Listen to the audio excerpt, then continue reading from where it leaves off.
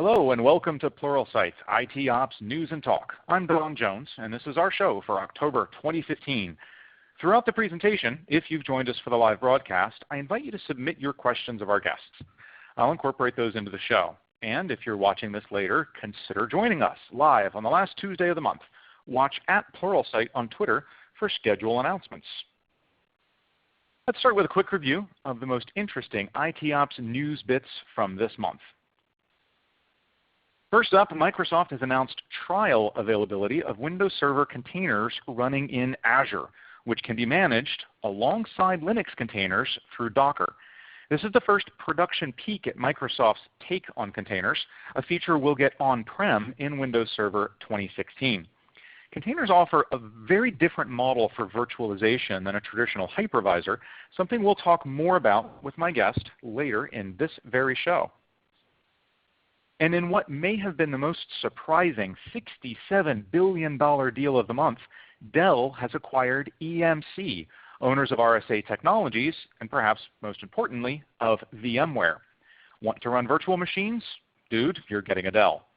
This move puts Dell even more firmly at odds with their sometime partner Microsoft, with the two companies now overtly competing in one of the most important spaces in the industry.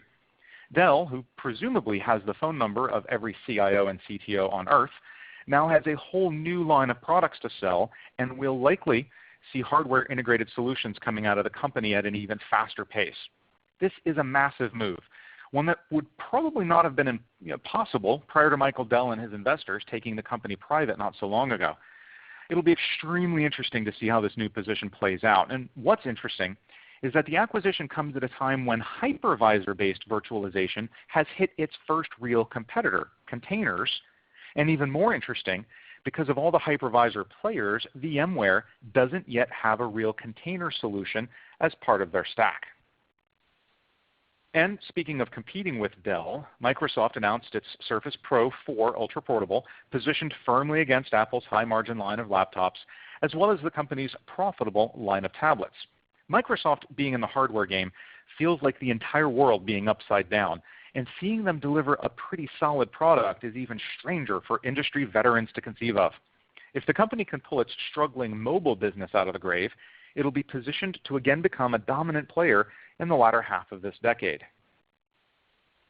And lest you think we only care about VMware and Microsoft here, we had some hot news this month on RTL, or Real-Time Linux.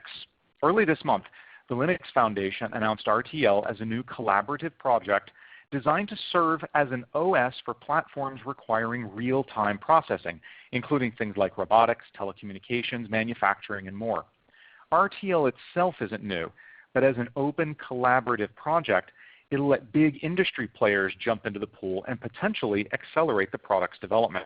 It's quite possible that advances in RTL will filter down through to other Linux distributions, enabling faster processing for key workloads.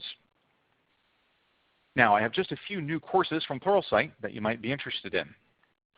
Starting with a whole new play-by-play video, which is a very short 1-hour video in our library that you might want to check out, covering secure remote access in Windows Server 2012 R2. In fact, we have a growing collection of these short videos, which often revolve around concise technology demonstrations given by experts from across the industry. They're a great way to quickly learn something new and to keep up in the field. It's definitely a value add in your Pluralsight subscription and worth a look. Mike Hammond has dropped a new course on you PowerShell fans, digging into Active Directory management from the command line. And speaking of AD, Russell Smith has a great new course on extending AD to the cloud. Now, even if you work for a no-cloud organization, it's definitely worth your time to look at this course just to see where Microsoft is headed and what's currently possible. There's a lot more value here than you might think, and Russell does a great job outlining the basics. Last but not least, I wanted to call your attention to this one. It's part of a new SharePoint at Work series by Bill Coulterman. Maybe not so much for you as an IT professional, but definitely something you can share with your end users and SharePoint power users. There will be a whole series of these task-based courses coming your way in the future. And finally this month, before we bring in our guest, a quick security alert. It was easy to miss if you're not immersed in the Apple world, but last month, Apple experienced one of the most serious hacks they've seen yet. It seems that Chinese iOS developers don't have a fast way to get official builds of Apple's free Xcode development environment, and so they often resort to unofficial repositories located in-country. Unfortunately, someone managed to hack one of those unofficial sources, modifying Xcode so that it would secretly inject malware into every app those developers compiled. Apple wound up flagging dozens of applications. Most were available or used only in China, but not all. But the implications here are much bigger than just the Apple space, though. Whether your developers use Visual Studio, Eclipse, Xcode, or any other development environment, it is crucial that developers obtain those tools only from known, trusted repositories, ideally first-party repositories. You, or they, should also validate MD5 checksums from official sources to ensure that the software you're downloading hasn't been modified in any way. And this goes for binary frameworks and everything else that goes into making software. A hacked dev environment is almost the ultimate workaround to security, since the resulting code is often digitally signed and is itself considered trusted. Of course, the even broader implication applies to any code you're downloading from repos on the internet. Make sure your Linux and Windows servers are configured only to use trusted first-party repositories, and that you're validating checksums and signatures on files. Also, keep up on security news. Remember, even a trusted developer who produces only signed code and puts it on their first-party repository could unknowingly be distributing malware if their development tools are compromised. This isn't something your anti-malware scanners are going to catch easily, and if you do end up with compromised code, make sure you have processes and capabilities in place to rapidly disable and replace executables on a moment's notice. This is almost the perfect illustration for last month's rant on being able to change rapidly. This is a situation where you literally will be incapable of stopping something bad from happening. And so your best defense is to have the skills and processes in place to be able to change quickly should you get hit with compromised code. And now let's get to the main portion of our show. Join me in welcoming Nigel Poulton. Nigel's experience in IT is pretty broad: storage, Linux, security, you name it. But recently, he's been pumping out the training in Docker, the world's most popular management service for containers. I thought it would be fun to have him on to talk more about containers at a high level. Nigel, welcome to the show. Hey, Don. Thank you for having me. I really appreciate it. So look, containers aren't really virtualization per se, right? Not in the way of a traditional hypervisor. What are kind of some of the differences in how these things actually work? So I think containers certainly are virtualization, right? But like you caveated, not like what most of us are used to in the hypervisor model. I think in some ways, we could think of them as the next step in the evolution of virtualization. Maybe the best way to explain how containers and containerization differs from hypervisor virtualization is just to do a quick explanation on hypervisor virtualization. So sure. With hypervisor virtualization, I guess we all know you take a physical machine and then you layer a hypervisor directly on top of the hardware. And then that hypervisor creates a virtual machine, right? So virtual CPUs, virtual hard disks, virtual network interfaces, all of that good stuff, that I think most of us are used to. Then for every virtual machine that we carve out on top of the hypervisor, we then need to install an operating system, be that Windows, Linux, BSD, whatever, okay? Well, if you think about containerization as it doesn't create a virtual machine. What you do is you take your physical hardware again, and then at the moment, you layer the Linux operating system, though in the not-so-distant future, that's going to be Windows as well. But anyway, so we take physical hardware, we layer Linux on there. So we've got a single operating system. And then instead of carving out virtual machines with like virtual instances of RAM and CPU and network cards, all we do is we slice and dice the operating system. And you know what I think is a really simple way to think of it, right? Back in the day, right, well, at least for me, I always used to scratch my head and say, I've got an operating system on a server here, right, and it's operating, I don't know, right, 10% of its capability. Why can't I just install 5 or 6 applications on top of that operating system? And, there are complexities around that. Well, effectively, that's what containerization allows you to do. Take a single operating system installation and securely run multiple applications on it. And so really kind of the difference is that if I'm running a Linux host, then everything running on that had better expect Linux. It's not like in a hypervisor where I can have 12 operating systems running on the same box. Correct, right. So effectively every application is sharing a common kernel or a common operating system. At the moment that's Linux. So only Linux applications will work on it.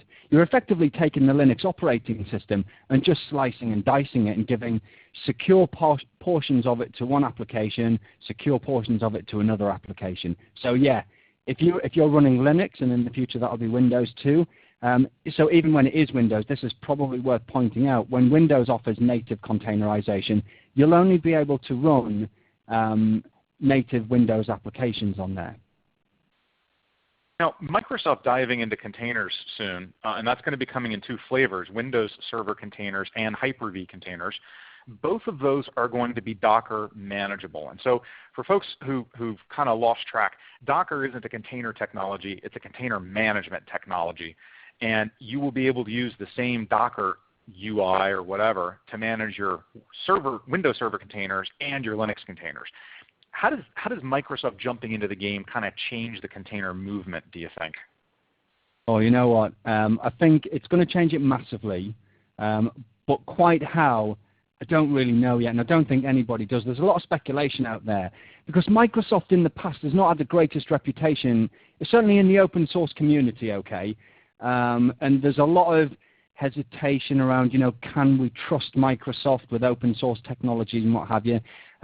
Though I think, to be fair, with Satya Nadella in charge and at the helm at Microsoft these days, he really does seem to be trying to change the DNA of Microsoft, certainly in this space at least.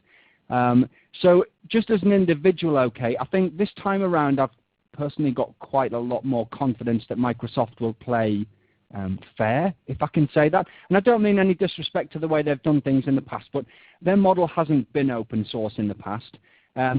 The Docker project is an open source project, and people are very passionate about that. And so far, and I have talked to some people at Docker Inc., and at least the people that I've spoken to, okay, have had great things to say, not only about how good the Microsoft engineers are, okay, at coding and stuff like that, but how great they've played as far as, being part of an open source project goes. Now, one containerization technology that a lot of Microsoft people might be familiar with is App-V, and possibly even its server version. And those rely primarily on file and registry filtering and redirecting. So when a containerized application, let's say Office, wanted to write to the disk, it tried to write to your program files or documents or whatever, there'd be this filter that kind of grabbed that and then redirected it over to where the container technology wanted it. Now, is that really conceptually different from what you think Microsoft might be offering in 2016 and what Linux containers have been doing for a while, or are all these containerization things really kind of taken broadly the same mental approach? I think at the very high level, Don, then they're very, very similar, okay? Implementation specifics are going to be different per platform, okay?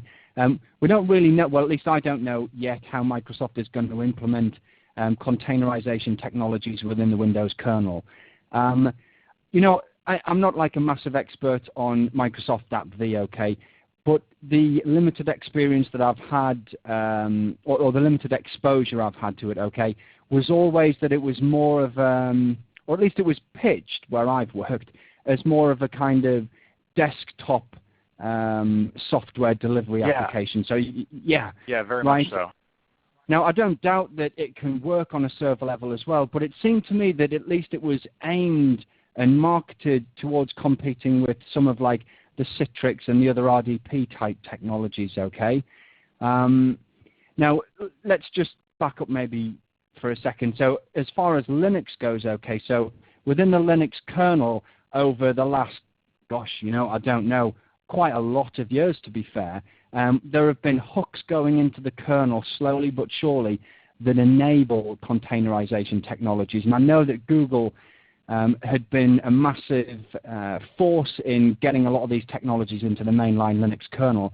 And what we've kind of got in the Linux world is we've now got a kernel that natively supports the ability to slice up CPU resources and RAM resources and slice and dice the file system and the network stack and stuff like that. Let me call it, I'm going to call it a secure way, okay, though there is debate around whether or not it's quite as secure as hypervisor virtualization. But I think what we've got is, right, we've got a Linux kernel that over time has evolved to be able to support container technologies. But then because of the cloud and the way that we're starting to build more distributed and, dare I say, microservice type application architectures, it's almost a perfect storm, Don, where Linux was ready and the market was also saying, you know what, because of the cloud and things like that, we want to build these massively distributed applications and things. The two came together and it's like, wow, suddenly we can, you know, potentially massively change the way that we write our applications, the way that we manage them, the way that we deploy them, the way that we roll them, upgrade them, scale them, stuff like that. And you know what? I think Microsoft looked at that, right, and said, hey, we need to have a part of this pie. Because, I don't know, right, maybe AppV could have been tweaked and what have you to do a similar kind of thing, but there's so much momentum behind Docker and containerization at the moment that it may have been the wrong move for them to say, I tell you what, we'll fudge AppV to be able to do this kind of thing. And I think Satya and the guys at Microsoft have, so far, okay, it looks like they've made a great decision. I mean, it's not out there in the wild yet as a production-supported platform on Windows yet, but when that comes, that really could be a great move for them. And I think a big contrast there is that AppV was just an application that you installed, whereas containers, as we kind of think of them in the modern era, are a kernel level thing, and you get some of that control that we're accustomed to having with hypervisors, being able to, as you said, slice off specific amounts of CPU. So it's not just so much about building a wall around the thing, but it's being able to control resources. It kind of reminds me, my first IT job was AS400 management, and we would assign processor time and everything else, and I'm kind of there. So tell me this. If I'm looking at a fully built out vSphere infrastructure or Hyper-V or Zen or whatever, I've got tons of hypervisory stuff happening in my environment. What are some of the workloads I might consider moving over to containerization? And maybe what are some workloads that typically I want to keep in the hypervisor for now? Okay.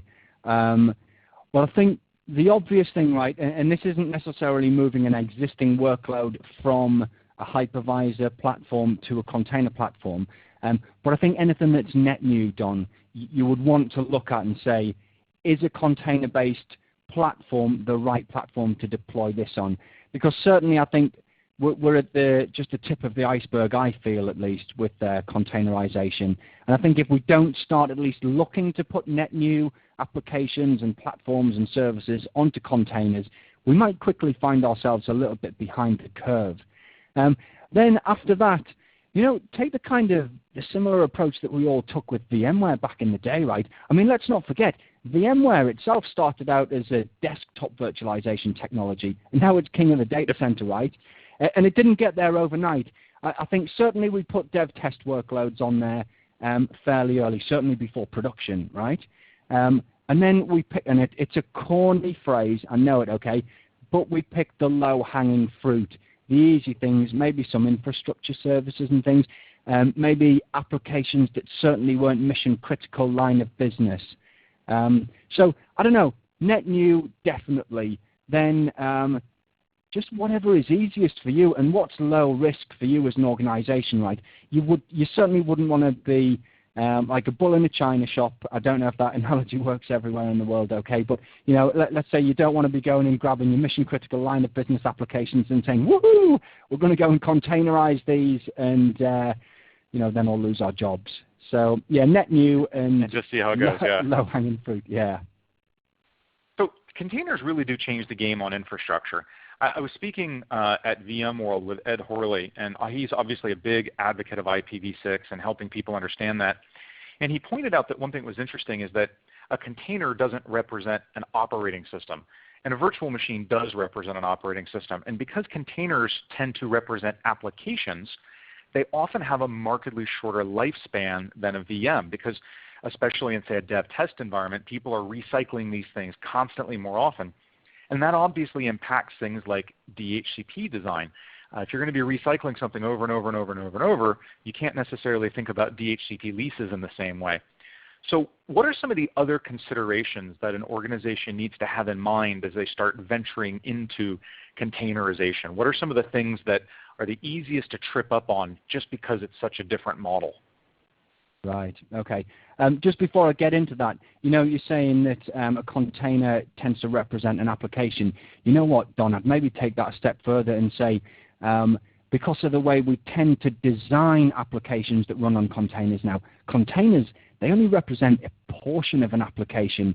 And maybe it's something that we'll discuss later, I don't know, but you tend not to deploy your monolithic applications on them. Anyway, but back to your question, right?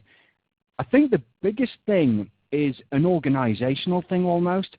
Docker certainly, okay, is very much perceived as being for the developer, right, rather than for the operations person.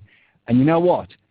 I'm an operations guy, okay, and I'm all over Docker and I love it and everything like that, right? But you know what I worry about, Don, is I worry that organizations will not be savvy to Docker, at least on the operations side of the business, okay, or the operations side of IT, won't be savvy to Docker, and we'll end up with this kind of shadow IT that we all, or at least some of us, got bitten by with regards to cloud like Amazon Web Services and stuff, where we actually didn't know that the developers were going out there and developing and sometimes deploying stuff on Amazon Web Services and other cloud-based platforms, right? They were getting the company credit card out, or sometimes their personal credit card, yeah?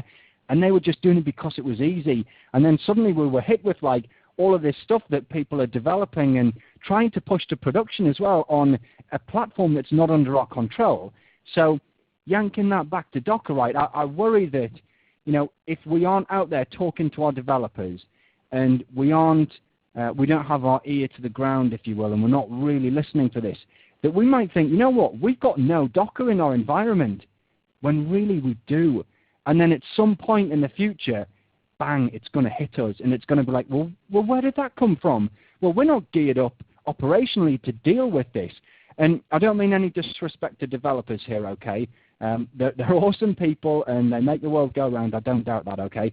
But most of them don't have a lot of operational experience. And I think there's a massive mindset difference between developers, some developers, okay, and some operations people. And I'm kind of worried that a lot of organizations are going to end up with a bunch of Docker infrastructure, okay, because I think I think you suggested earlier, Don, that Docker is not only a container runtime, but it's also a whole management platform, and there's a whole ecosystem around it, right? So we could end up with all of this Docker infrastructure, if I can call it, that the operations guys are like, well, I don't know how to manage that, and you know what, we haven't got any tools really to manage it in a production quality environment, right? And it's going to be like, well, all hands to the deck, and how do we sort this out? So I would encourage anybody, right, that, you're listening to this webinar, you're interested in looking after your IT estate, right? Go and talk to your developers. Have a good, happy conversation with them, whatever. Let's make sure that if there is Docker out there, they're not hiding it from us. We're not going to come in and steamroller it and take it off them or anything, but let's get the operations and the developers talking to each other so that we can do this in a controlled manner, so that we can integrate it into our production governance systems, our workflows, our life cycles, our management tools, all that kind of stuff, right? I've got other things as well, but I don't know if you want to say anything on that particular idea there, Don. No, I completely agree. I think the best way to stay on top of things is to try and get ahead of it. And I really think that's a benefit to folks is find out if your developers are using this, and don't take it as an opportunity to tell them not to. Start figuring it out, because this is going to happen sooner or later. And the more we as IT ops people can keep on top of stuff, the more we'll be part of the team and part of the game. If we just try and put the brakes on it, we're just going to be cut out of the loop, and that's going to come and bite everybody in the end. Yeah. But you know what? It's a great question from the audience that I want to adapt here real quick, and this is real operational. So I'm a server guy. I'm really accustomed to the old school physical server world. I sit down, I install my OS, and I install some applications. That makes total sense to me in the hypervisor world because I'm spinning up a pretend machine, I'm installing an OS, and I'm installing my applications. It works a little bit differently. Application in the container world isn't quite the same thing, right? Do I just get a whole container from my developers, or am I installing stuff into a container the way I used to install it into an OS?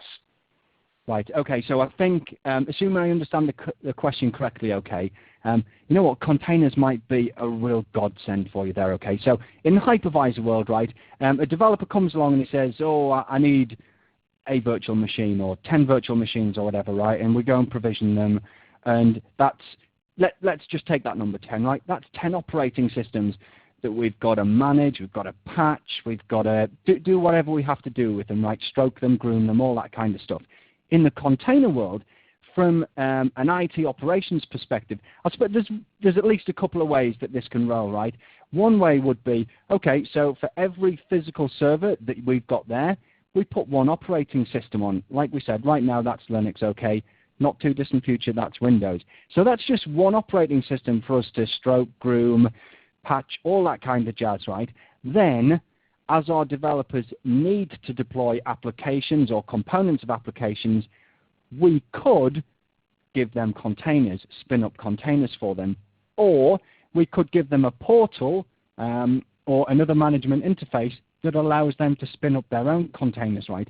Because the container itself is just a slice of the underlying operating system that we're already managing, right? So take a physical server, right? And if we were going to give them 10 VMs, that's the hypervisor we need to manage and stroke and groom, plus 10 operating systems. In the container world, there's just one that we need to look after, right? So that may take some of the operational burden away from us, though depending on how we cut it, right, we may, on the operations side of the business, we may manage containers, though quite possibly not. Just let developers spin them up, tear them down, as and when they want. Now, a difficult thing there, Don, and it's not necessarily technically focused there, okay, but it does raise the question as to if you cross-charge internally in an organization, how do you go about doing that? And also, within the organization, who actually pays for Docker and for the ecosystem and the management platforms that go around it, right? Is it the IT ops guys? Is it the developers? So those are questions which I think nobody really has an answer to yet, and I don't think there's any real consensus there. But certainly on the management side of things, I hope that gives a semi-decent answer.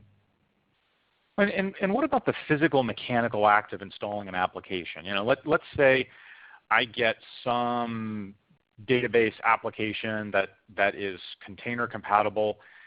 Do I install it pretty much the same way I install it? You know, do I run an installation command line with a switch that tells it what container to install into, or does the physical act of dealing with software look totally different?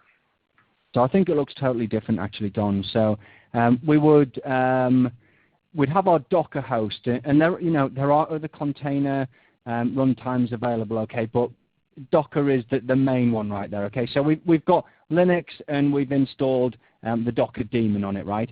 And then what we do when we want to spin up a container is that we pull that container either from Docker Hub, or there are other image repositories out there that are available, right? But let me just use Docker Hub as an example, right? So on Docker Hub, there's thousands of images up there for things like MySQL, MongoDB, Redis, Nginx, Apache Web Server, almost any Linux-based application that you could think of, right? There's an image up there that already has it. Now, some of these images are official, so, there'll be an official MongoDB image that the MongoDB guys have put together and have worked with Docker Inc. to actually host that on Docker Hub.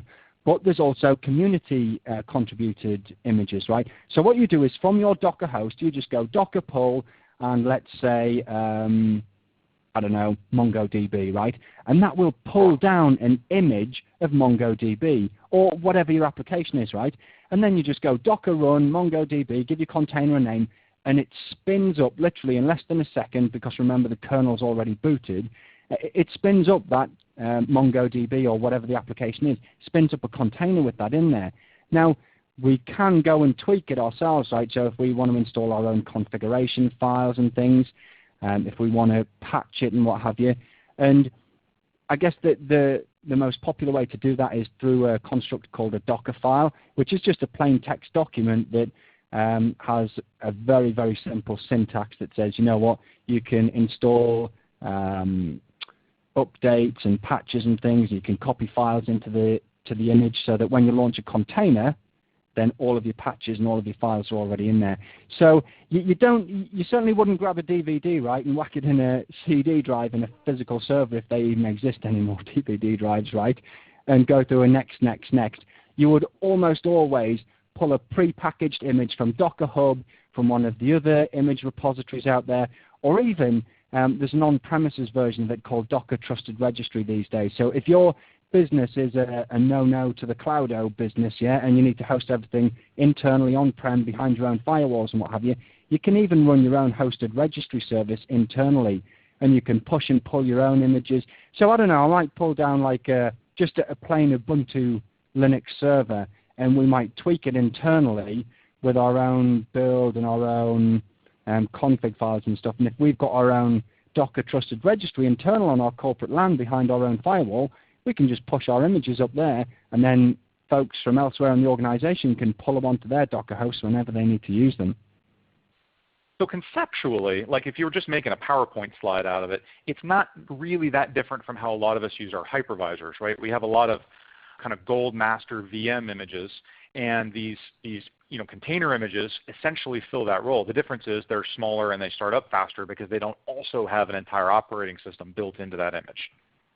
Correct. I would also add, Don, that probably you would get more variance over so with the gold image in the hypervisor world, okay, on day one, yes, it's fine, but virtual machines tend to live for a lot longer. Yeah, so over time they stray from that gold image. That happens less in the container world because we spin them up and tear them down so much more frequently. And instead of, applying patches to a running container, what you would normally do is just alter your image, push the patches to the image, new version of the image up onto your hosted registry, wherever that is, right, and then redeploy based off that image. And so since one obvious use of this is to have, for scale, where I might need multiple containers to be accessing the same data repository, persistent data, is there anybody who's really kind of leading and solving that storage orchestration? Oh, you know what? So that's actually what I was going to mention earlier. I think when you asked, they changed the game and what could we easily be caught out on. So if I can, I'll answer your question, but I'll say as well, I think, right, so traditional storage and certainly shared storage architectures like network attached storage like NAS and SAN and stuff like that, they may struggle in a container world. A little bit like the IP address example you said earlier, right, where, traditional DHCP models might kind of struggle, at the kind of frequency that we're spinning up and tearing down containers. Well, traditional storage solutions that, work at the LUN level really might kind of struggle in the container world where I think there's a need for more container-centric storage. Anyway, so to come to your question, if I do understand it right, I would say there are at least a couple of companies out there that have got my interest, right?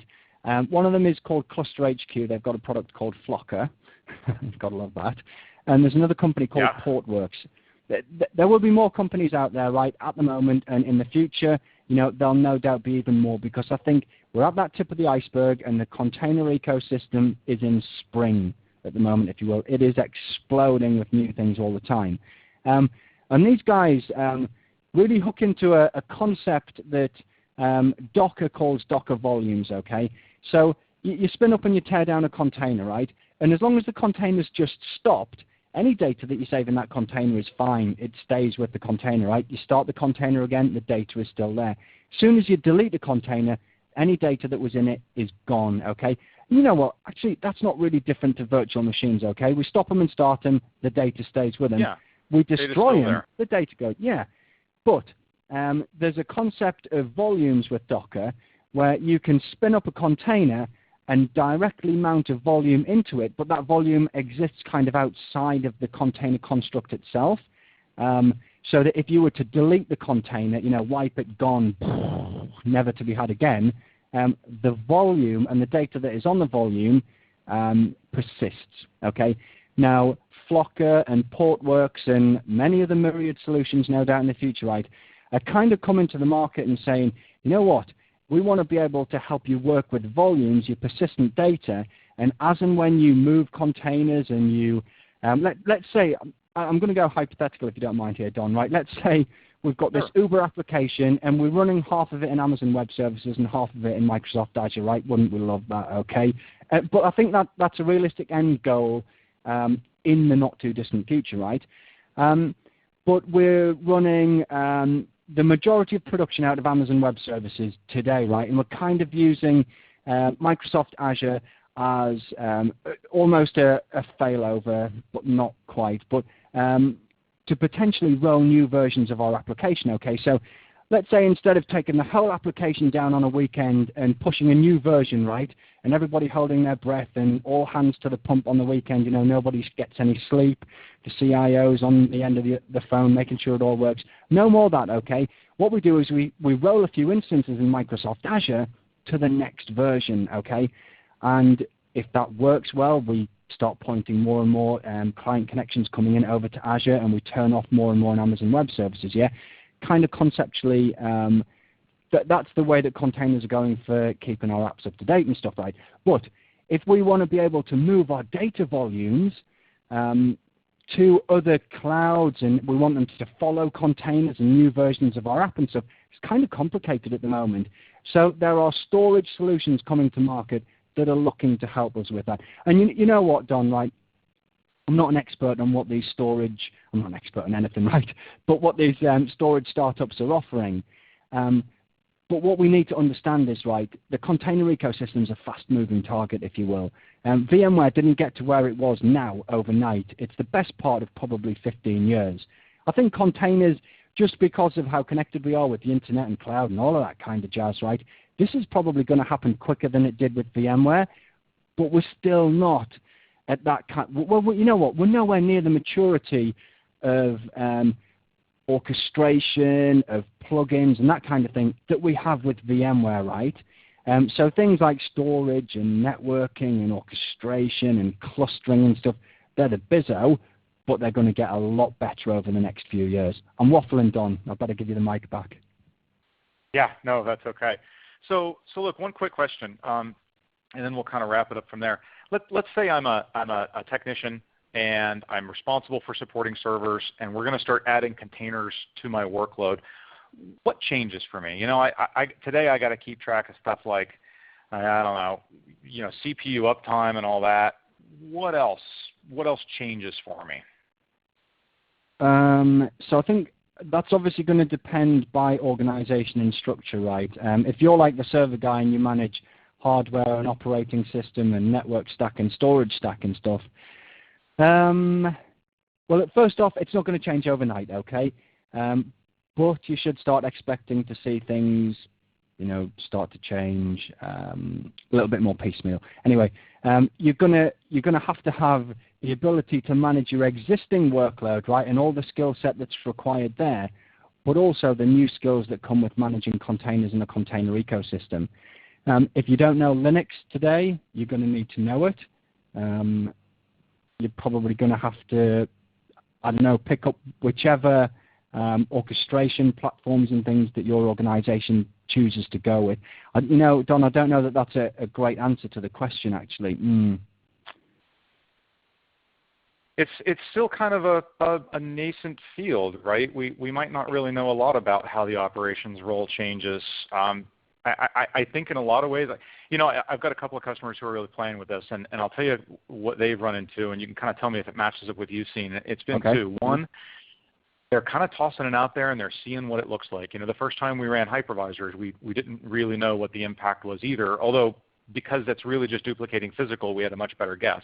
And so they're trying it on, like you said, some small workloads, and they're learning what the difference actually is. But the other bit, the folks I'm working with right now who do have some kind of really serious production level container projects in are also really pursuing DevOps as an approach. Right. And they're kind of going at this with, we shouldn't have to do all this thing. We want systems in place to do it for us. And so for them, the operational role in total is changing completely. If you were to take an environment that had round number 1,000 servers and you look at what their operational workload is and then tell them, okay, now you're going to have 10,000 containers, there's no way you could manage it using the same techniques. I think if your techniques don't evolve, then you should probably stay away from this. Oh, totally. You know what, Don? If you're not going to evolve full stop, you should be out of the industry full stop, because this is never changing industry, right? And you know what? A cheap plug, right? But it's why Pluralsight exists. Well, in part why Pluralsight exists, yeah, to keep people up to date on learning what's new, yeah. But you're totally right. I just scribbled down on a piece of paper in front of me, actually, that I missed the obvious one, DevOps, like you just said. If you are that server guy, right, you probably need to get a little bit more application savvy. And if that frightens you, honestly, well, two options, right? Number one, don't let it frighten you. Take it by the scruff of the neck and learn it, right? Or run away from it and go and do a different job in a different career. I don't know, right? You need to be able... Containers are coming, right? And if you can't adapt to a slightly more DevOps mindset as an individual, and certainly as an organization, then there's stormy waters ahead. But you're totally right. You know, that ability to have an IT admin guy or whatever responsible for X number of servers and X number of operating systems. Let's say you've got 1,000 of each, right? And the way you're structured organizationally, you've got like 2 IT guys that are notionally responsible for 500. Totally doesn't work when you get to thousands, tens, hundreds of thousands of containers. Now, I don't know that, well, certainly traditional enterprises and traditional SME organizations are not going to be the first to be deploying containers at scale, right? The first guys were Google and were Twitter and were Facebook and people like that, right? But we know that they operate totally differently to traditional organizations. But then the next tier down is probably service providers. You know, they're rocking it at the moment with things like OpenStack, right? And containers and things. These are only starting to trickle down to traditional enterprises and to SMEs and the likes. But we sure as heck need to learn, Don, from what these service providers and Google and Facebook and Twitter, we've got to learn from what these guys have done. They don't have guys that are, I think I mentioned earlier, grooming and stroking individual servers and things anymore. It's the pets versus cattle model, if listeners are familiar with that, right? Yep. Where, you know, you don't name your servers anymore, and you don't love them, and you don't stay awake at night if one of them goes down and fix it until 6 o'clock in the morning or whatever. You treat them like cattle. No disrespect to cattle. You know, I hate the analogy personally, right? But you know what? If one of them goes down, your application's just got to roll with it, and you spin up more. If you lose a physical server, your application has to be architected in a way that does not take down 50% of your performance, right? You spread your load wider. There's a lot of change coming, but certainly if you're that server guy, if you're that virtualization guy or whatever, you probably need to wrap your head around applications a little bit more than you have done in the past. You know, if you don't, I don't know, your career going forward suddenly doesn't look as bright as it maybe would. Well, Nigel, I want to thank you for joining us. And folks, we've had a ton of really, really technically detailed questions that I know we just weren't able to get to. Maybe Nigel will get you signed up for a Twitter chat, but in the meantime, those of you with the Pluralsight subscription already have access to several courses that Nigel has done that might actually answer some of these technical questions I've seen, including Docker Deep Dive, and your most recent one, right? Integrating Docker with DevOps automated workflows. Yeah, you know, you mentioned earlier on, I think in the call, that you had a bunch of these kind of technical preview courses. So that integrating Docker with DevOps automated workflows course is, I think it's like 1 hour and 2 minutes long or whatever, and I had so much fun making it. It was a real bash making it. But all it does is it takes like this tiny web app, right, that just, you know, says hello Pluralsight, okay, push it up to GitHub, perform a unit test on it, push it to Docker Hub, then deploy it out to Amazon Web Services, and it just shows you, you know, the different kind of tools that you might use there. And man, Don, I had so much fun making that course. Oh, I'm sure people are going to have fun watching it. Thanks for joining us today. I really appreciate you being here. Pleasure. And now I get to have my say. This month's topic, technology debt. Technology debt is a phrase more and more people are using these days, and it's one of the few rare buzzwords that I think does a wonderful job of immediately and viscerally describing a real problem that we all deal with. It goes something like this.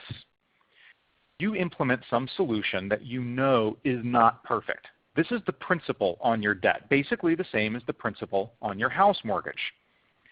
Because the solution isn't perfect, you often have additional workarounds that have to be in place. Other people start taking dependencies on your imperfect solution and its workarounds.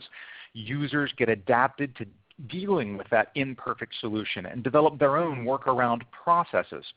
All of this is interest on your debt, just like the interest on your house. The difference is most of us actually make payments on our homes, gradually reducing the interest and principal over time. That's not what we usually do with technology debt. But the day will come when you're ready to move on from that imperfect solution. But to do so, you will have to pay off all that debt, often all at once or at least over a very short period of time. And just like with a big balloon payment on your mortgage, paying off all that interest and principal all at once is going to be expensive and painful. But you'll have to unwind the dependencies, the broken processes, and everything else if you're eventually going to move on. And you will have to move on because that interest is just going to continue to accumulate. And that's the problem with implementing something that you know is going to be janky in the first place. You have to understand the debt you're going to accumulate and understanding that replacing that system with something better will always be more expensive than just implementing the right thing in the first place. But I'm not saying that you have to somehow strive to never have technology debt. Debt is a useful tool. Without debt, very few of us could ever own a house, right? You just have to make upfront decisions. For example, when you shop around for that house mortgage, you look for the best interest rate, right? Same thing with technology debt. You want to reduce that interest by discouraging or preventing people from taking dependencies, trying to mitigate user impacts so they don't develop workaround processes, stuff like that. But you have to carefully manage these things.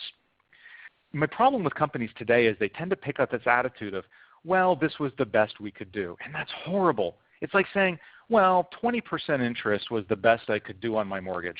You'd have never taken that mortgage because you had two digits, 2 and 0, right there telling you it was a bad idea.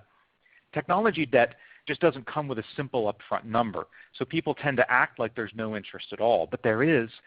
And so long as you understand three things, then debt can be a good tool when used responsibly. First, understand that technology debt has a cost. That cost is not fixed and in fact can vary over time. There's no way to estimate it, but it's there. And second, you can definitely control costs by understanding that you are in a technology debt situation. You can work to prevent dependencies and workarounds that add interest to your debt. Finally, try to have a plan from the get-go to eliminate that debt. Let's look at a quick, simple example. Let's say your company needs a website. You ideally want one with lots of bells and whistles, written in a modern framework, stuff like that. But you're not currently skilled up enough to do that. So you decide to just let your team crank out a simpler website in a different language. You know the language it's being written in isn't going to scale like you will eventually need. You've made the decision to take on technology debt. What that debt might buy you is time to skill up on what you really want to do. So you have to intelligently identify that time as the purpose of the debt and start working on that skill up. Otherwise, the debt was pointless. Next, you manage that debt. Marketing wants an API built, for example, so they can extract information from the website for lead generation. You stall and hold off as much as possible because that API is going to be additional work that will be throwaway. And with it in place, resistance to moving to the eventual better solution will be higher. So you fight taking on that additional interest. And if you do have to take it on, you try to do so by writing an abstract layer that could potentially work, at least partially, with the future solution. Look, technology debt only sucks when you treat it like a high interest rate credit card and when you only make the minimum monthly payments. Used intelligently and with full awareness of what you're doing and that it'll cost you something, Technology debt is a useful tool. Just make sure you're treating it with respect. Of course, that's just my perspective. I hope you'll share yours, and here's where you can reach us on Twitter. Thanks very much for joining us, and I'll see you next month with another episode of IT Ops News and Talk. For Pluralsight, I'm Don Jones.